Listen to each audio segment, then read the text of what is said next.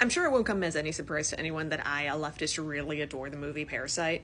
And I love rewatching it because I always find more details to pick up with the cinematography, the dialogue, all the theming. And to date, my favorite part about Parasite is the conflict between the Kims and Moon Gwang and her husband, because they're the most vital dynamic in showcasing the destruction of class solidarity. You may have heard the phrase that you're closer to being homeless than you are to being a billionaire. Despite this truth, capitalism still expects us to keep climbing for this unrealistic ideal of wealth, even if it means screwing others over in the process. Meanwhile, these wealthy people that folks tend to idolize couldn't give two shits about anyone in a lower class than them. And they only care to maintain their own personal comforts because they would be pathetically helpless without the lower class to exploit.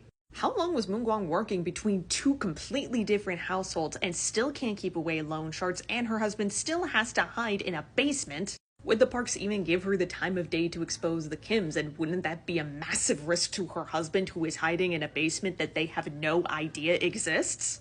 Neither of these two parties have a freaking thing to gain out of this.